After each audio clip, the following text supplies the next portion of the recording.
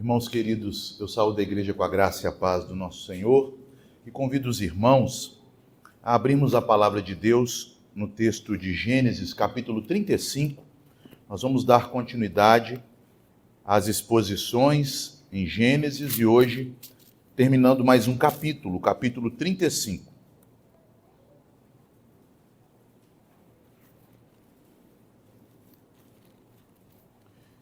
E eu vou começar a leitura a partir da última parte do verso 22, que é uma introdução à seção que se segue dos versos 23 a 29.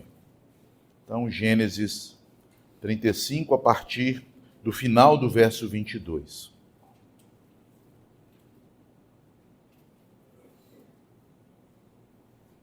Diz assim a palavra de Deus: Eram 12 os filhos de Israel.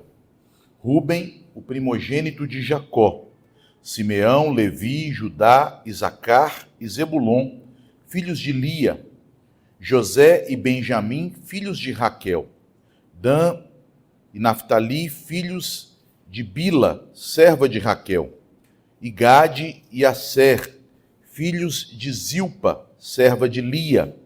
São estes os filhos de Jacó que lhe nasceram em Padã-Arã.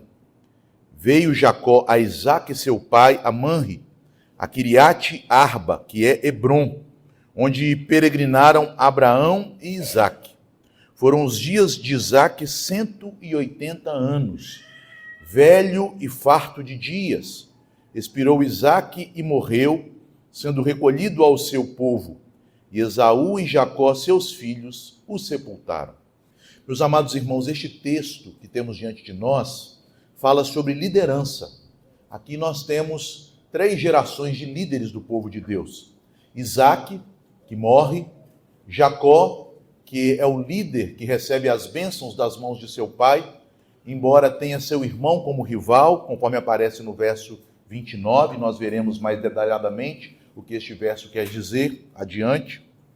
E Jacó sendo chamado no início do texto de Israel, lá no verso 22, como aquele que recebeu a primazia para ser o pai da nação, do povo de Deus, e esta nação que é constituída tendo 12 fundamentos, que são os 12 patriarcas, filhos de Jacó, que pela primeira vez são enumerados na Bíblia. Esta é a primeira lista dos 12 patriarcas nas Escrituras, aqui em Gênesis 35.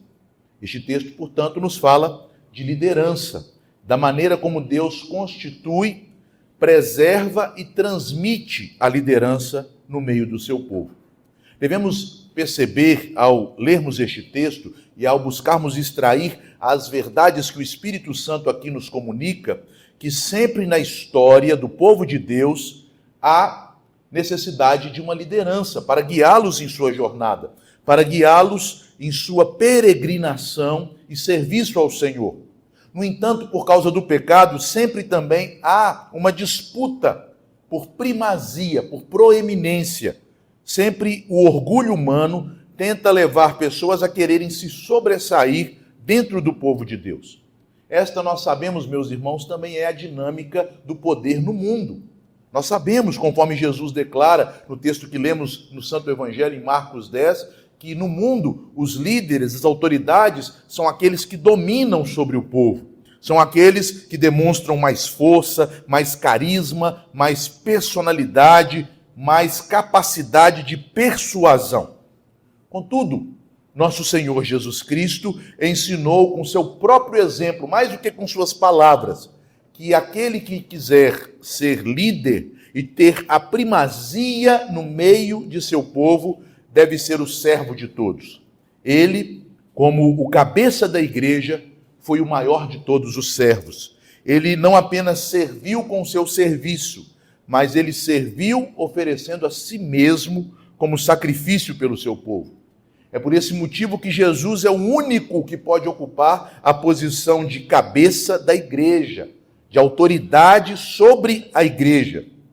Ele veio para servir e veio para dar a vida em lugar de suas ovelhas. Este texto pode não parecer à primeira vista, mas este texto é extremamente cristocêntrico.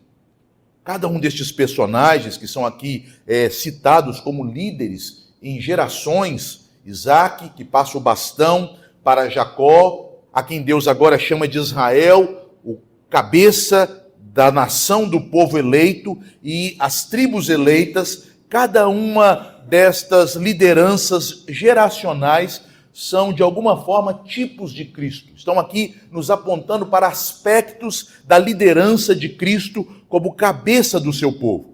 Como eu disse no início, meus irmãos, este final do capítulo 35 de Gênesis, e todo este capítulo, é um capítulo que encerra um ciclo e prepara o livro de Gênesis para o seu ciclo final.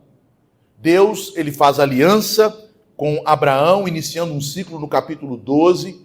Este ciclo é encerrado quando a aliança é transmitida a Isaque, e agora, finalmente, Isaque é chamado à presença do Senhor. O ciclo de Isaque se encerra e o ciclo de Jacó se inicia. Não a história de Jacó, mas a liderança de Jacó, que ao final do livro é transmitida aos seus filhos, quando ele os abençoa e concede a primogenitura não a Rúben, mas a José, as duas tribos que procedem de José, Efraim e Manassés.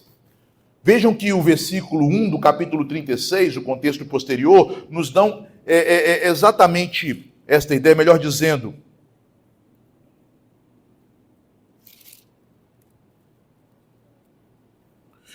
o capítulo 37, melhor dizendo, nos dá exatamente esta ideia, porque o capítulo 37 começa a nos contar a história de José, que haverá de ser aquele filho de Jacó que preservará os seus irmãos e a linhagem santa. Portanto, este final de Gênesis 35 é muito importante para nos mostrar como a liderança da aliança da promessa da graça é transmitida de um patriarca para outro. E como cada um destes patriarcas nos apontam para um líder genuíno e superior a eles mesmos, que é o Senhor Jesus Cristo. Como cada um deles aqui funcionam como meros tipos de Jesus. Portanto, meus irmãos, a ideia central que podemos extrair destes versículos é que somente Cristo é o verdadeiro cabeça do povo de Deus. Ele, de fato, pode liderar a igreja, e todos os demais líderes são apenas sombras de Cristo, apontam para Cristo e ocupam de maneira provisória o lugar que pertence apenas a Cristo. Primeiramente, o texto nos fala de uma genealogia, que é intitulada no verso 22, que começa assim, o final do verso 22. Eram 12 os filhos de Israel. Percebam que Jacó aqui recebe o seu nome que lhe foi dado pelo anjo do Senhor, quando ele lutou com este anjo no val de Jaboque, e o nome que é dado a ele, confirmado novamente em Betel, quando ele cultua a Deus, conforme nós já lemos neste capítulo 35, no versículo 10, quando Deus diz a Jacó, o teu nome é Jacó, já não te chamarás Jacó, porém Israel será o teu nome, e lhe chamou Israel. Israel, o príncipe de Deus, aquele que foi escolhido para ser o cabeça da nação santa, da qual viria o Salvador de todas as nações. Há então uma genealogia para mostrar como Deus constituiu Jacó em Israel e deu aos seus filhos o direito de serem os patriarcas desta nação santa. Mas ao apontar para esta genealogia, os irmãos vão notar que há um destaque para Rúben. Rúben encabeça a genealogia. Este mesmo Rúben, que no versículo 22 é relatado como um terrível pecador.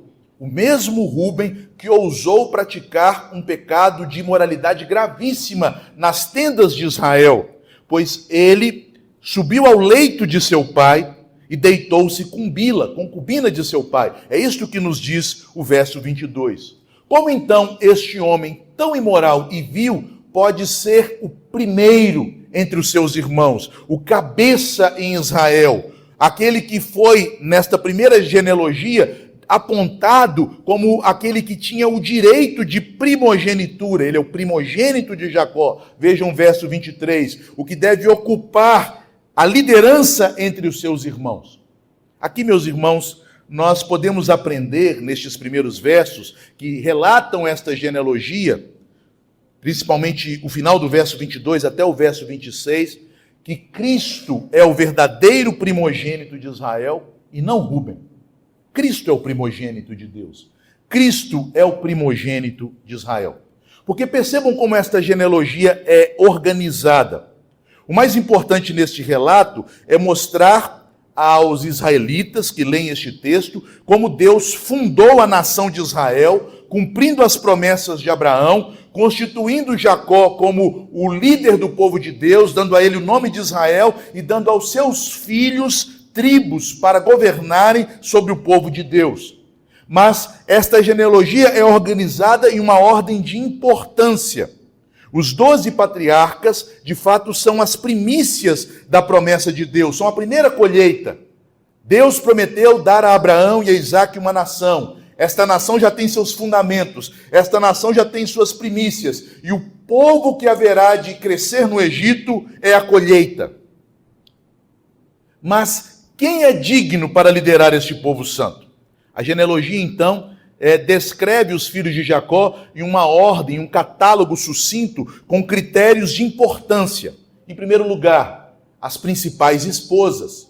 Embora Raquel, que é nomeada em segundo lugar no verso 24, seja a esposa mais amada, ela não é a principal esposa. A principal é a primeira. Jacó, primeiramente, se casou com Lia. Então, Lia vem em primeiro lugar, verso 23. E os filhos de Lia. Então, a primeira esposa, Lia, é a mais importante. Em segundo lugar, nós temos Raquel, como a segunda em ordem. Em terceiro lugar, nós temos a serva de Lia. Já que Lia é mais importante, a sua serva é mais importante do que a serva de Raquel, que é a serva de Lia, Zilpa, no verso 26. E, por fim, nós temos a serva, ou melhor dizendo, a serva de Raquel e a serva de Lia.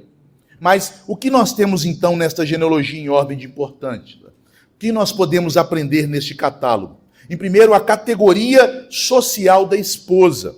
Quanto mais importante a esposa, mais importantes são os filhos. Em segundo lugar, a ordem de idade do filho segundo a mãe. Então, se ele é o mais velho da mãe mais importante, ele é o mais importante entre seus irmãos. É por isso que nesta lista, somente Rúben recebe um qualificativo. Todos os filhos são meramente mencionados, mas no verso 23 é dito, Rúben, o primogênito de Jacó. Ele é enumerado como detentor do direito de primogenitura, portanto, aquele que deve ocupar o primeiro lugar, a primazia entre seus irmãos. Mas, meus irmãos, nós vimos no contexto anterior, que fica muito claro na história da família de Jacó, que Rúben não tinha dignidade para ocupar este lugar. Rúben foi um homem que tentou buscar a liderança por meio da força. Ao deitar com a concubina de seu pai, nós vimos isso na semana anterior, ele não foi movido por lascívia, por concupiscência, mas por desejo de impor o seu poder. Esta era uma forma na antiguidade de demonstrar que o filho já tinha força suficiente para entrar no lugar do pai. Foi assim que Absalão tentou tomar o lugar de Davi. Foi assim também que Adonias tentou tomar o lugar de Salomão, querendo usurpar a concubina que fora de seu pai Davi.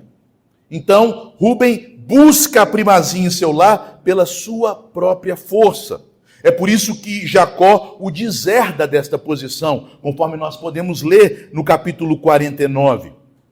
Mas, meus irmãos, vejam que o que Rúben busca é aquilo que Deus não concedia nas famílias patriarcais.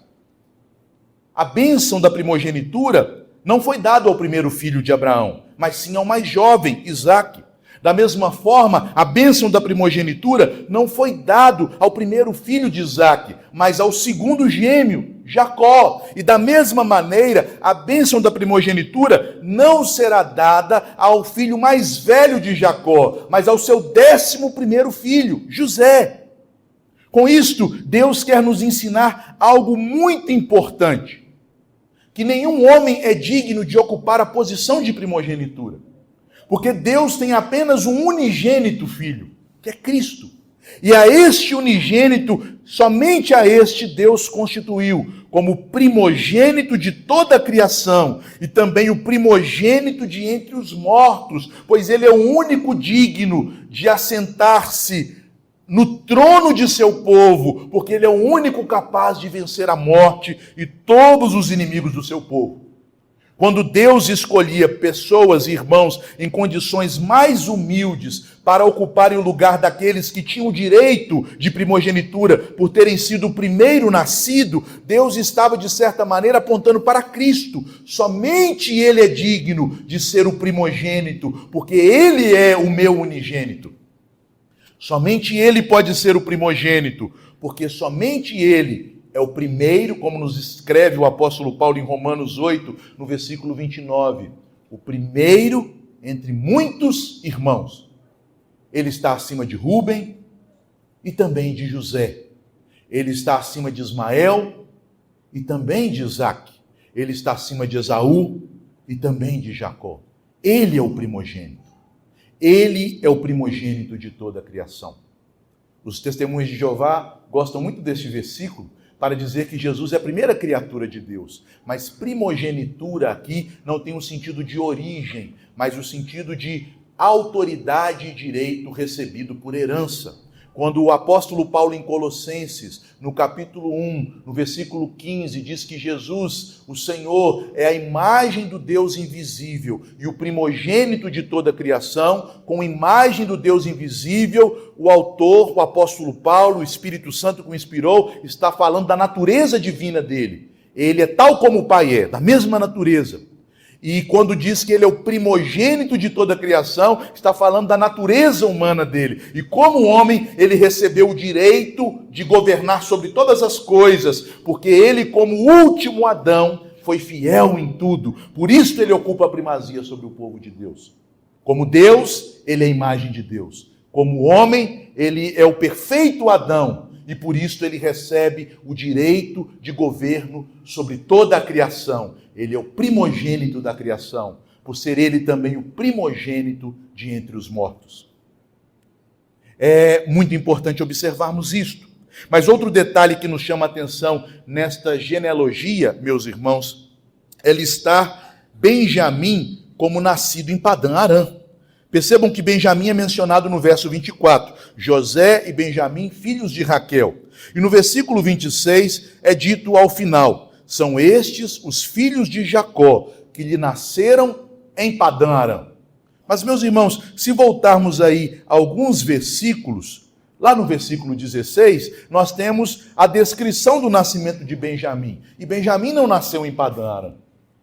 Diz lá o verso 16: partiram de Betel e, havendo ainda pequena distância para chegar a Efrata, deu à luz Raquel um filho, cujo nascimento lhe foi a ela penoso. Versículo 18: ao sair-lhe a alma, porque morreu, deu-lhe o nome de Benoni, que quer dizer filho do meu sofrimento.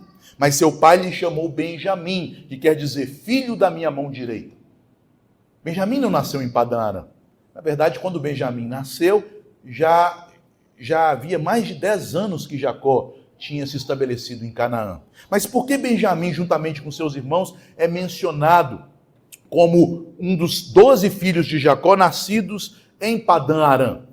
O texto aqui é um prato cheio para os liberais e para aqueles que tentam achar contradições na Bíblia, levantar suspeitas contra as Escrituras, para dizerem que nem tudo na Bíblia é a palavra de Deus. Mas percebam que há um propósito muito claro ao mencionar como se todos estes fossem oriundos de Padã-Arã.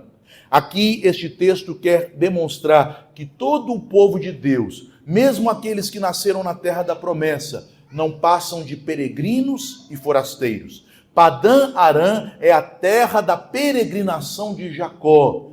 Assim como o povo de Israel, que recebe de Moisés o livro de Gênesis, eles estavam em uma jornada, em uma peregrinação pelo deserto, indo pelo Sinai até a terra da promessa. Todos os eleitos de Deus, todo o povo de Deus é constituído por peregrinos e forasteiros. por aqueles que rumam a uma terra prometida, que não é a Canaã terrena, mas é uma terra, uma cidade cujos fundamentos são eternos. E é por isso que diz o autor da Epístola aos Hebreus: todos estes patriarcas, incluindo Benjamim, habitaram em tendas, pois buscavam uma cidade cujo fundamento é eterno. Ao mencionar os 12 filhos como nascidos fora, nascidos no exílio, nascidos distantes de Canaã, a ideia é teológica e não propriamente geográfica ou histórica. É demonstrar que o povo de Deus é um povo peregrino, tendo um primogênito que os guia nesta jornada, que não é Rúben, que é Cristo, o anjo da aliança, que guiou Israel, o anjo da aliança, que falou com Abraão, Isaque e Jacó. Este anjo é Cristo. Vejamos agora o verso 29. Vamos pular para o final, antes de falarmos da morte de Isaque. Aqui, meus irmãos, é dito que Isaque morreu, expirou, cheio de dias, mas o final do verso, a última oração do verso, aí após o ponto e vírgula, diz assim: e Esaú e Jacó, seus filhos, o sepultaram. Esaú e Jacó. Não é estranho mencionar Esaú antes de Jacó? Isto não é acidental, isto é intencional. Aqui, meus irmãos, nós aprendemos através do exemplo de Jacó que Cristo é o herdeiro, é o primogênito que se humilhou, tal como Jacó. Esaú e Jacó são listados na ordem de nascimento e não na ordem da bênção de Deus, o contrário do que encontramos em Gênesis 25:9. Vejam ali em Gênesis 25:9, quando o texto bíblico menciona os filhos de Abraão, no momento em que eles foram sepultar Abraão, uma situação similar, diz assim: sepultaram-no, então sepultaram Abraão, Isaque e Ismael. Não Ismael e Isaque. O mais velho é Ismael, o segundo é Isaque. Mas Isaque recebeu a herança. Isaque recebeu a primogenitura de seu pai. Isaque recebeu a promessa. O mesmo também aconteceu em relação a Jacó. No entanto, Jacó, para receber a promessa, a recebeu por meio de uma estratégia mentirosa, usando de enganos. Para restaurar seu relacionamento com seu irmão, conforme nós vimos no capítulo 33, Jacó teve que se colocar na posição de servo de Esaú. Ele enviou caravanas à frente de sua própria caravana, os dois bandos de sua família, ofereceu presentes para Esaú, como que restabelecendo a herança roubada, e quando Esaú veio até ele, o que Jacó fez? Ele se ajoelhou, ordenou que suas mulheres se ajoelhassem, seus filhos se ajoelhassem, e ele disse: tu és o meu Senhor. Eu devolvo, em outras palavras, a primogenitura a ti. Eu usurpei e eu te devolvo. Vejam que, pelo fato de Esaú ser colocado em primeiro lugar, nós somos ensinados novamente que o fruto da bênção paterna não foi recebido por Jacó nesta vida.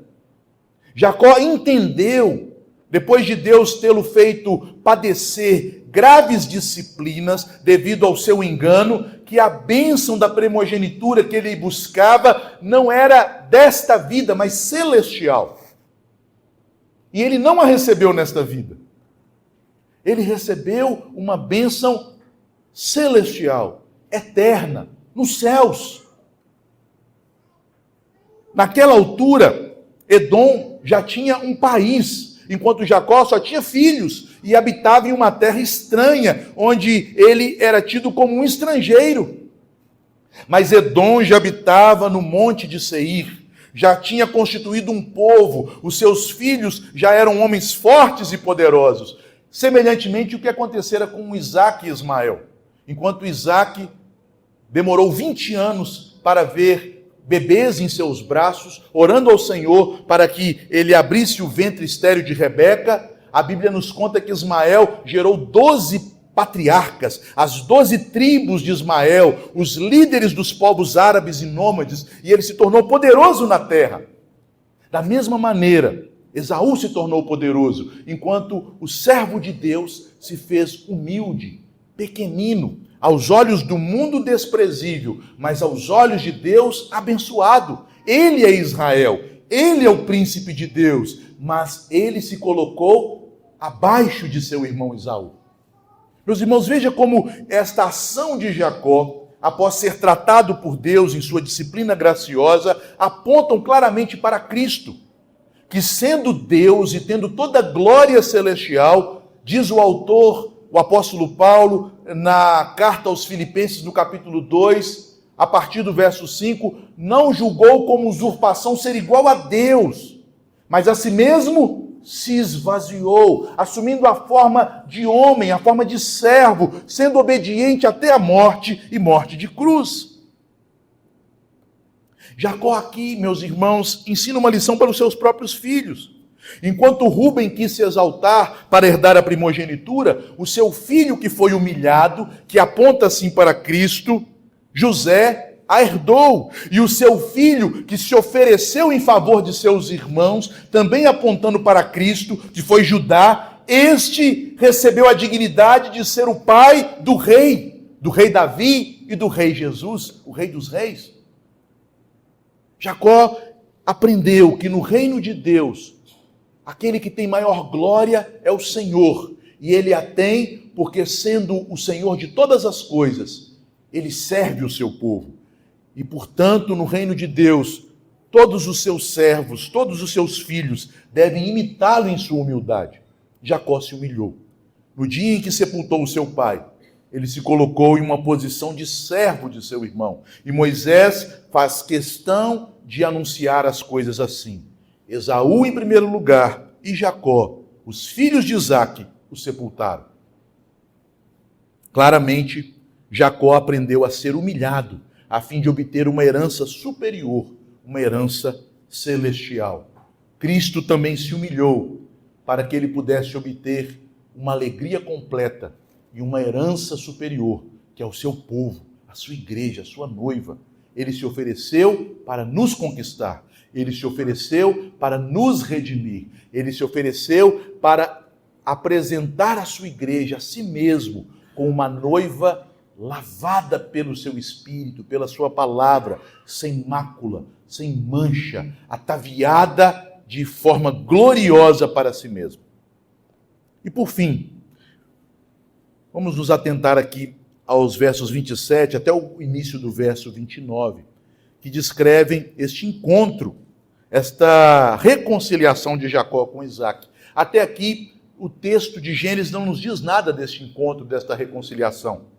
Jacó voltou de Padã Arã, conforme nós lemos no capítulo 33, se estabeleceu primeiro em Siquém, depois dos problemas que teve em Siquém, ele vai para Betel, de Betel ele vai para Éder, para a torre de Éder, que distava poucos quilômetros de Hebrom, a cidade chamada de Kiriat Arba. Kiriat, na língua hebraica, é cidade, a cidade de Arba, que era um gigante que havia fundado aquela cidade, que mais tarde foi chamada pelo povo de Deus de Hebrom. Mas em nenhum momento é mencionado naqueles anos que ele voltou para a Terra Prometida de seu encontro com seu pai. Apenas é mencionado o seu encontro com seu irmão, para se reconciliar com seu irmão e se colocar na posição de servo de seu irmão, mesmo sendo ele o escolhido de Deus para receber a bênção da aliança. Aqui, na vida de Isaque e neste encontro de Jacó com seu irmão e seu pai, para, enfim, sepultarem o seu pai, nós aprendemos que Cristo é o Senhor exaltado, que descansou de suas obras, assim como Isaque. Isaque aqui está descansando de suas obras. A peregrinação de Isaque completou o seu ciclo, porque agora ele já vê seus filhos reconciliados e Jacó, o filho a quem a promessa foi dada, estabelecido com mulheres do seu povo, conforme ele havia ordenado ao seu filho, quando ele parte de Canaã, parte de Hebrom, Jacó recebe a ordem de seu pai: vá à terra de seu tio, e ali tome para ti mulheres, tome uma esposa ali, e tenha filhos, dentro da linhagem de Deus, dentro da linhagem santa. E agora os olhos dele veem que Deus abençoou e cumpriu sua promessa. Apesar de todos os pecados, desvios e problemas, ele em sua velhice pode ver que Deus dará continuidade à sua obra, porque até aquele momento o Senhor tem fundamentado, fortalecido e cumprido sua palavra na vida do seu povo. Este relato de Isaque termina então com a reconciliação em sua casa, entre ele e Jacó. E ele vê os seus filhos também reconciliados. Aquela reconciliação feita entre Jacó e Esaú não havia se desvanecido, ela permanecia. O texto então diz: veio Jacó a Isaque, seu pai, o local da habitação de Abraão e de Isaque.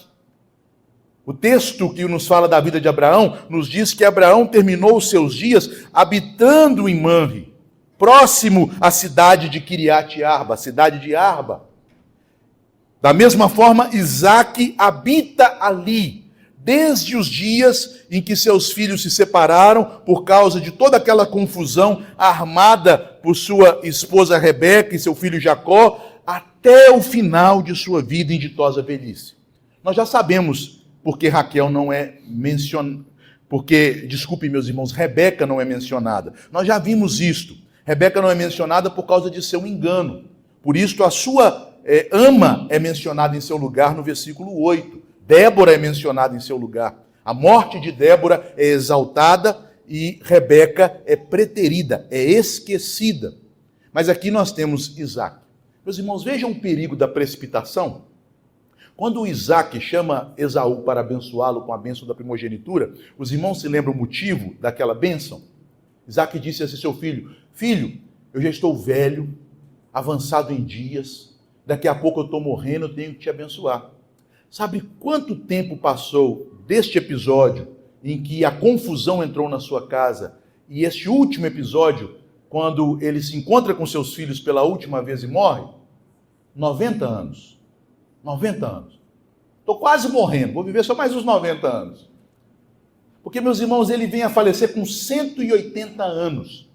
Ele foi pai aos 60 anos. Aos 40 ele se casou, aos 60 ele foi pai. Provavelmente Jacó sai das tendas do seu pai quando tinha em torno de 30 anos, quando ele vai para Padã Arã. Então ele estava entre os 90 a 100 anos. E ele estava achando que ia morrer.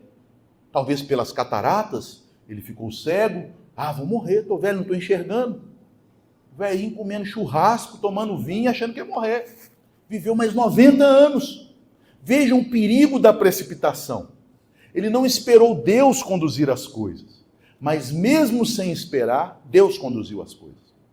Deus usou os pecados, as precipitações, Deus usou a falta de comando de Isaque em seu lar, o engano de sua esposa, o pecado deles em terem filhos preferidos e de não ouvirem a orientação de Deus. Deus usou todas aquelas coisas e em 90 anos ele resolveu os problemas e ele cumpriu os seus propósitos. E agora Isaque velho, não vendo com os olhos, porque ele já tem 90 anos de cegueira, mas sabendo destas coisas, ouvindo estas coisas, tocando em seus filhos, percebendo a bênção de Deus, ele pode descansar.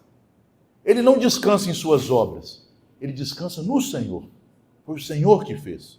Foi o Senhor que conduziu Jacó e o tornou em um homem de Deus, Israel. Foi o Senhor que multiplicou a sua descendência. Foi o Senhor que fez a paz entre Jacó e Esaú, para ele não ser perseguido. O Senhor me conduziu ao longo destes 180 anos. E depois de 90 anos, quando as coisas saíram do meu controle, pareciam estar fora das minhas mãos, pareciam não ter mais jeito, Deus continuou conduzindo-as. E agora eu posso descansar. Mas é muito interessante o local em que Abraão e Isaque habitaram. Arba era um grande gigante cananita, pai dos grandes guerreiros que receberam o nome de Anaquins. Estes mesmos guerreiros, descendentes de Arba, os Anaquins, eles foram a causa do pavor do povo de Deus. E aqui imagine, os judeus que estão lendo Gênesis em primeira mão, são aqueles mesmos judeus que enviaram os espias à terra de Canaã, e quando esses espias voltaram, eles deram notícias da terra, notícias boas, daquelas uvas maravilhosas, que 2 homens eram necessários para carregar um cacho, das terras verdejantes, dos campos, das lavouras, dos animais, mas também deram uma notícia ruim. Existe naquela terra um lugar chamado Arba, a cidade de Arba. E ali vivem gigantes, os filhos de Arba, os Anaquins. E se nós entrarmos naquela cidade, estes homens vão nos consumir, vão nos destruir, vão matar os nossos filhinhos. Mas, meus irmãos, onde Abraão, sozinho, com os seus servos, onde Isaque, sozinho, até mesmo sem a companhia de seus filhos, porque Esaú mudou-se para Seir, Jacó habitava em outras partes de Canaã, onde Isaque viveu e foi protegido por Deus os seus 180 anos de vida, em meio aos gigantes inimigos. Por que então temer os gigantes? Agora você entende a fé de Caleb? Caleb conhecia o Deus de Abraão e o de Isaque. Se Abraão e Isaque habitaram entre os gigantes, nós vamos devorá-los como quem devora pães. E Caleb, na flor da juventude, já que Isaque habitou com os gigantes até os 180 anos, Caleb, quando os derrotou com 80, era um menino. Caleb, com 80 anos, subiu este monte, tomou a cidade dos Anaquins e transformou aquela cidade na cidade de Hebrom, a primeira capital do reino de Davi. Davi reinou em Hebrom. Ali o reino de Davi foi constituído. Ali Davi foi coroado. Naquele lugar, Abraão e Isaque foram abençoados por Deus e protegidos dos seus inimigos. Naquele lugar, Caleb demonstrou sua fé em Deus, creu em suas promessas e conquistou a terra para o povo de Israel. Naquele lugar, Davi foi coroado para inaugurar uma dinastia eterna, de onde viria o Rei dos Reis, o filho de Davi, o nosso Senhor Jesus. Eu acho muito interessante o comentário de Calvino a respeito do que se diz por fim da vida de Isaque. No verso 29, é dito de Isaque o mesmo que se fala de Abraão em sua morte. Ele morreu velho e farto. Farto aqui não no sentido de estar enjoado, mas no sentido de estar satisfeito. Velho e com satisfação. Farto de dias. É muito interessante que Jacó, quando tinha 130 anos, como veremos adiante, quando ele está diante de Faraó, e Faraó pergunta, quantos são os dias da tua vida? Ele diz, são 130 anos, poucos e maus. Porque, meus irmãos, a quantidade do tempo da vida de um servo de Deus não se mede cronologicamente, mas se mede pela qualidade do tempo. Calvino então comenta, quando é dito que Isaque morreu velho e cheio de dias, o significado é que, tendo cumprido o curso de sua vida, ele partiu por uma morte madura. Isto, portanto, é atribuído como uma bênção de Deus. No entanto, refiro estas palavras não apenas à duração de sua vida, mas também ao estado de seu coração e sentimentos. Isto implica que Isaque estava satisfeito com a sua vida, estava de maneira voluntária e plácida, preparado para deixar este mundo. Ele viu que sua vida completou o seu ciclo, estava completa. E Calvino então continua, pois podemos ver alguns velhos decrépitos que mesmo com idade avançada se agarram a esta vida e não são desejosos de a abandoná-la, como se estivessem na flor da idade. Mesmo, diz Calvino, com o pé na cova, eles ainda têm horror da morte. Por quê? Porque os seus dias, por mais que sejam, não passam de dias poucos e maus, dias sem propósito, dias sem conhecimento da vontade de Deus, dias sem perceber a direção de Deus em sua própria vida, dias sem preparo espiritual para se encontrar com o Senhor. Isaque, portanto, descansa. Ele viu cumprir o meu propósito, combati o meu combate, tive meus filhos, falhei em abençoá-los, não pelo critério estabelecido pelo Senhor, que foi sua eleição incondicional, mas segundo o meu coração carnal, eu quis abençoar o meu filho predileto, mas Deus conduziu a história, Deus pacificou meus filhos, Deus estabeleceu o seu eleito, Deus constituiu o seu povo. Ele estava com a alma em paz, pronto para se encontrar com seu Salvador. Isaac aqui representa um tipo de Cristo exaltado. A Bíblia nos diz, em Hebreus no capítulo 4, versículo 10, que após Cristo ter realizado toda a sua obra, nos redimindo, ele entrou no seu descanso. Mas há uma diferença significativa entre Isaac como tipo e Cristo como a realização deste tipo. Porque Isaac entrou no descanso com sua alma, por meio da morte. Mas Cristo entrou em seu descanso em corpo glorificado, porque ele venceu a morte e ressurgiu. Ele completou toda a sua obra e ele sabia que era o momento de oferecer a si mesmo ao Pai. Pai, está consumado. Em tuas mãos entrego o meu espírito. Finalizando, meus irmãos, com algumas aplicações deste texto. Em primeiro lugar, eu disse no início, e nós podemos constatar esta afirmação, que este texto nos fala de liderança. Mas ao falar de liderança, a liderança que Rúben tentou conquistar por sua força, a liderança de Jacó, que não lhe foi dada em sua vida, porque ele se colocou na posição de servo, a liderança falha de Isaac, mas que apesar das falhas, viu que Deus de fato conduziu as coisas para cumprir a sua palavra e os seus propósitos. Ao falarmos da liderança destes homens pecadores, nós temos que ver, para além deles, que Cristo é o líder do seu povo, em todas as gerações. Ele é o cabeça da igreja, e quando nós usamos a palavra cabeça com o artigo masculino, o cabeça, nós estamos dizendo que Cristo é a autoridade final da igreja. Mas também ele é a cabeça da igreja. E quando a Bíblia menciona a palavra cabeça com artigo feminino, quer dizer que Cristo é a cabeça do corpo. Portanto, há uma unidade entre nós e Cristo. Mesmo sendo pecadores, nós estamos unidos a Ele. Ele é que controla a nossa vida e é Ele que nos vitaliza, reanima e revigora com a sua vida. Ele é o cabeça e é a cabeça.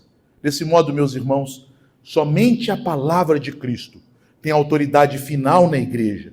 E somente pela palavra de Cristo nós podemos ter vitalidade como igreja. Não a tradição, os costumes ou o poder humano, mas Cristo e sua palavra é que têm autoridade sobre a igreja e que vitalizam e dinamizam a igreja. A palavra de Cristo se cumpriu, apesar dos pecados destes patriarcas, porque ele governa sobre o seu povo. Em segundo lugar, todos os líderes do povo de Deus devem ser imitadores do Senhor Jesus. São chamados para representar o seu governo no local onde Deus os colocou. Os pais de família devem ser imagens de Cristo para suas esposas e para os seus filhos. E o que nós aprendemos aqui a respeito do governo de Cristo, representado por estes patriarcas? Um governo humilde, que serve, que não busca primazia, que não busca se exacerbar com orgulho, mas que quer servir os seus liderados. Um governo que não busca ser o primeiro, mas que entende que o primeiro deve ser o Senhor Jesus, porque Ele é o único digno de ocupar este lugar. Um governo que confia em Deus, que descansa em sua providência, assim como fez Isaac. Todos nós, quer seja na igreja, na família ou nos postos que Deus nos coloca, devemos ser imagens de Cristo. E por fim, em terceiro lugar, foi por isso que o Pai exaltou o seu filho. A vitória de Isaac, ela aponta para a vitória de Cristo e também aponta para a nossa própria vitória em Cristo. Isaac falhou, meus irmãos. Apesar dele ter sido o patriarca mais longevo, a partir de Abraão, apesar dele ter sido o patriarca que obteve maior êxito em sua vida familiar, porque foi o único que teve apenas uma esposa a quem ele amou todos os dias de sua vida, apesar de ter sido um pai tão amoroso, ele era um pecador, como todos nós. E por melhor que sejamos, amados irmãos, nós temos falhas, nós temos pecados, nós vamos tropeçar. No entanto, Isaac, ele deixou esta vida satisfeito, com um sentimento de missão cumprida, com um sentimento de dias completos, porque ele confiou no Senhor. Ele aprendeu ao longo de sua jornada que Deus conduz sua vida. Deus conduz a vida dos crentes quando nós acertamos. E Deus continua conduzindo a vida dos crentes quando nós erramos. Ele usa os nossos erros para nos corrigir. Ele usa os nossos erros para nos ensinar lições. Mas, acima de tudo, Ele cumpre a sua palavra, apesar de nossos erros. A igreja vai triunfar. Isaac aprendeu a descansar em Cristo. Nós devemos, meus irmãos, aprender a descansar em Cristo. A nossa vitória não se encontra em nossos braços. A vitória que vence o mundo é a nossa fé. É a nossa fé no Senhor. É saber que, por mais que nos esforcemos, nós somos imperfeitos, mas aquele que é o nosso cabeça, ele é vitorioso, ele é perfeito, ele não falhará e ele cumprirá o seu propósito na vida daqueles que creem nele, naqueles que estão apegados a ele pela fé.